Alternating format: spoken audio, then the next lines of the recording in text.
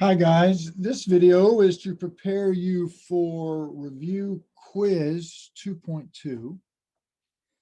And in this quiz, you're going to be looking at one model, um, a model of the US coffee market. Um, and this is a very similar to one of your Khan Academy videos where he actually goes over the actual free response question that was from the exam. This is the same type of model, but I've added some questions so that you get a more thorough, hopefully get a more thorough understanding here. So we have the U.S. Um, coffee market right here, and just like I think quiz 4. In this video, I've got the prices and the quantities as P7 down to P0, and then the quantities Q0 up to Q5. In your review quiz, these are going to be actual dollar amounts right here and actual quantity numbers right here in millions. So don't forget that these are going to be in millions um, when you're doing your calculations. So, but if you understand how to set your equations up, then you shouldn't have any problem calculating the actual dollar amounts for the review quiz. Okay, so here we have. Let me actually let me get this guy right here. Put him up here. So here we have um, a situation where coffee is freely traded in the world market. Okay, now it says world market right here, but don't get confused. This is just the U.S. market. So this supply curve right here is the U.S. domestic supply, the coffee that is produced just in the U.S. Domestically, and this is the U.S. Domestic demand. Okay, right here, not the world demand or the world supply. Now, assume that the U.S. is a price taker in the world market for coffee. Some of the coffee consumed in the U.S. is produced domestically, while the rest is imported. The world price is P2 per pound, and the graph below shows the U.S. coffee market, and PW represents the world price. So when we scroll down here, we can see that the world price is right here at PW, and the actual prices in this model is P2. Okay. So this is similar to models you've seen before, but it's got some nuances, some nuanced differences here. You've got a domestic, you've got a world price set from the world market. So this is going to be constant. This is going to be similar to the price in a perfectly competitive firm, the price uh, line, right? So it's gonna mean that you've got a domestic supply at Q1. So there's the quantity of coffee that is produced in the U.S. is Q1. However, the quantity demanded by U.S. consumers is Q5 right here, right at that same price, which means that there's going to be coffee demanded in the U.S. that's going to come from somewhere outside the U.S. Right. So the first question here is we want to identify the level of domestic production, which we already have. The level of domestic production is going to be the domestic supply at the world price, because this is, you know, what this is the price. So at that price, the domestic suppliers are only going to supply a quantity Q1. Okay. So now at the world price of P2 per pound, how much coffee is the US importing? Well, if they're going to meet the domestic demand, which is out here at Q5, then the quantity that's going to be imported is from Q1 to Q5. So you just would simply say Q5, the quantity Q5, whatever it is, you know, in millions, you know, when you're using, you know, real numbers here, quantity Q5 minus quantity Q1. And, you know, this, so which would give you this amount right here, from here to here. And that's going to give you the quantity that is being imported into the U.S. Okay. Next, we want to calculate the domestic consumer surplus for the U.S. and you want to show your work. You know, show the equation that you're using here. So you're basically looking at the formula for the area of a triangle, which you should know from middle school math, is 1/2 of the base times the height. So when we go back up to our model, we can see that the consumer surplus is going to be the demand, the area defined by the demand curve and the price, which is right here. Okay. So it's going to be 1/2 times P7. Let me get my thing in here. Up here. So we're just going to simply figure out the area of this triangle. So 1/2 times the base, which is 1/2 times P7 minus P2 times the height, which is Q5. Okay. That's going to be the area of consumer surplus. All right. You know what? I'm gonna do this. So I don't have to keep going back and forth. There we go. Okay. So calculate the domestic producer surplus. Producer surplus for the U.S. So once again, we're going to be calculating the area of a triangle. The only question is what triangle.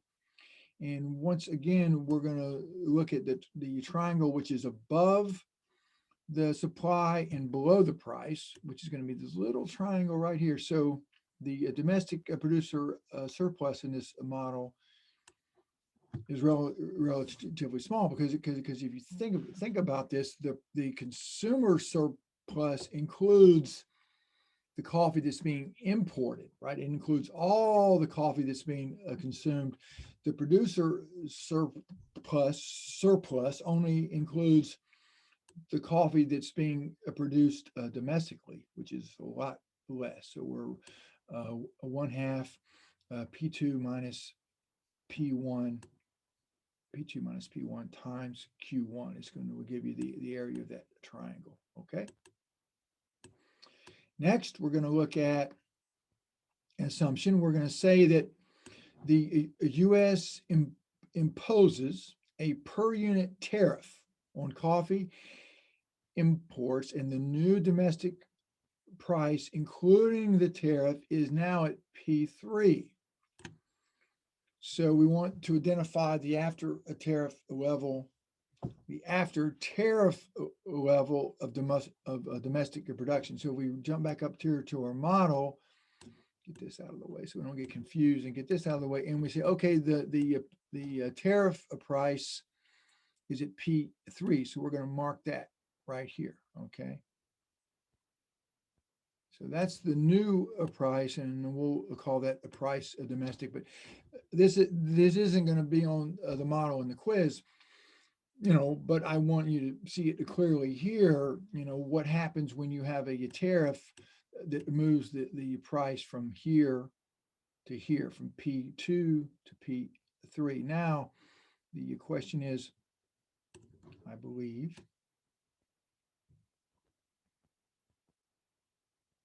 Okay, what is the level of domestic production now? Well, at a higher price, the level of production domestically is going to go up to where the price is equal to the supply, curve, which is right here. So the new level of production moves from Q1 to Q2, the new level of domestic production, okay, moves from Q1 to Q2, okay, right there, which is easy to see, I think, I hope. At the domestic price of P3 per pound, how much coffee is the U.S. importing? Now, you should know right away that the amount of imported coffee is going to go down for two reasons. One, the domestic producers are producing more, and two, since the price went up, the quantity demanded is going to go down, right?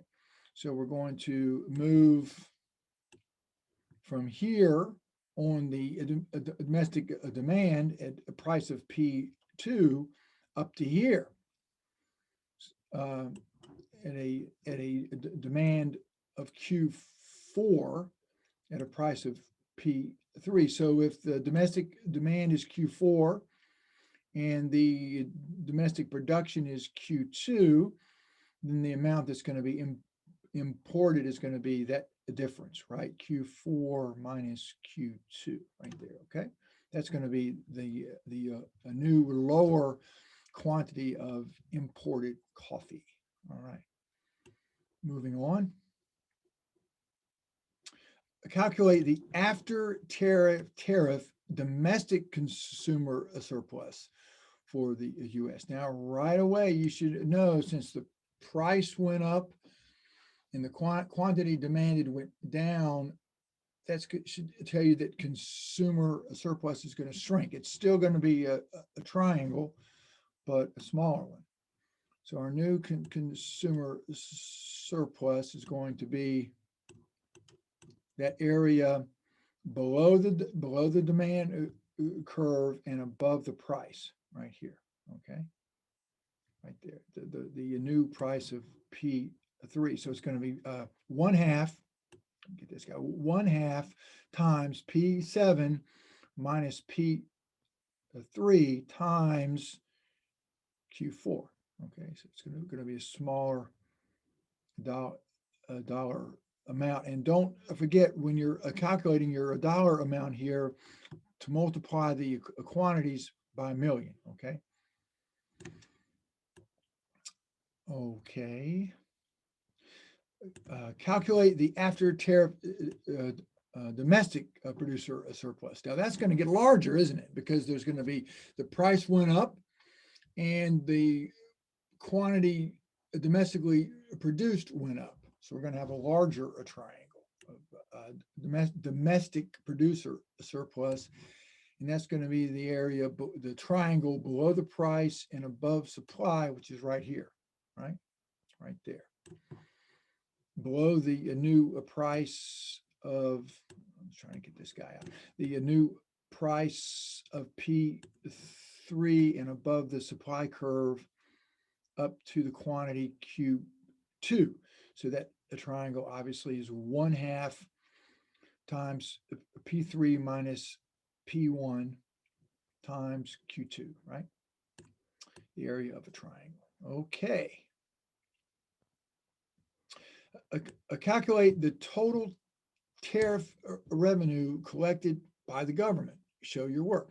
Well, we know that the tariff is the actual price of the tariff is the difference between P2 and P3, and we know that the amount of coffee that is now being imported is the difference between Q4 and Q2. So that rectangle right there is the area that defines the total amount of the tariff. We'll put that right there. So you would simply say P3 minus P2 Q2 times Q4 minus Q2, and that would give you the area of the rectangle that defines the total revenue for the tariff, okay? Because we're asking for total right here, total, okay? Not per a unit, but total, okay? Now we want to calculate the dead weight loss created by the per unit tariff. Show your work. Now this is this is not hard. It just looks like something really long. We're just calculating the area of two triangles here. So because this is the dead weight loss, and we think about this, right?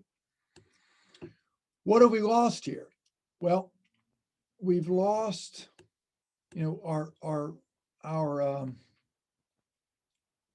our consumer surplus before the tariff was this, okay? So before the tariff, our total surplus was the consumer surplus right here, right? Plus the domestic producer surplus right here. So these two triangles were our total surplus before the tariff. After the tariff, we move this guy out and we end up with this, right? So we've got everything that we had before except this triangle right here and this triangle right here, right? That's what we've lost, okay?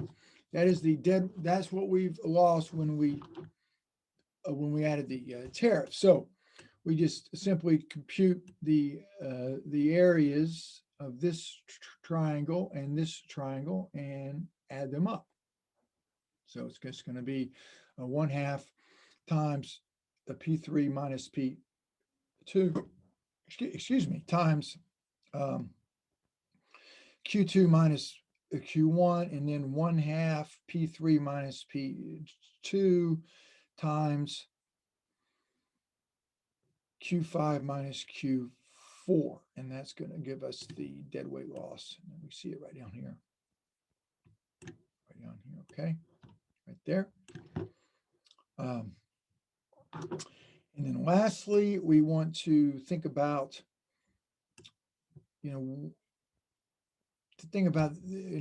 what a tariff, what a per unit tariff does to this market, or actually any market. So given the world price of P2, what amount of per unit tariff maximizes the sum, maximizes the sum of total surplus of domestic consumer and producer surplus? So what would maximize the sum of total domestic surplus? And the answer is obviously 0,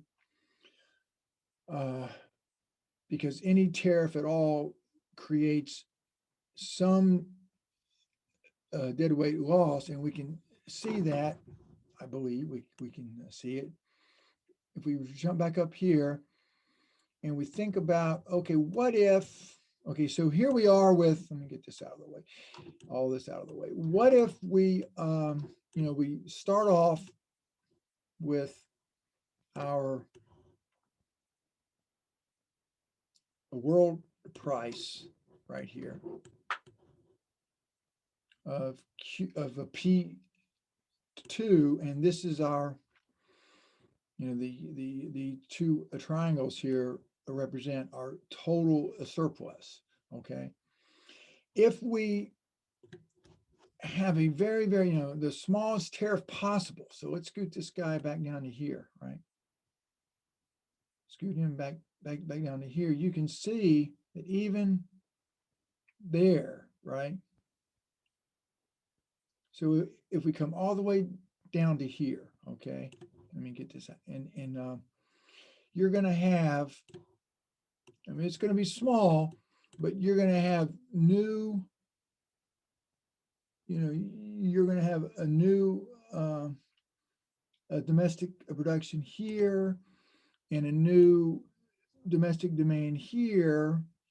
So even at a very, very, very minor, small tariff, as small as I can actually, see on a graph, you're still going to have a little bit of dead weight loss here and here, those small little triangles. So you can see no matter anything above the world price is going to create, it's going to be small, but it's going to create some dead weight loss. And then as we get, as the tariff, as we have a higher and higher, or if we as we increase the tariff, you can see these dead weight loss triangles here, right here, here, and here get bigger and bigger, right?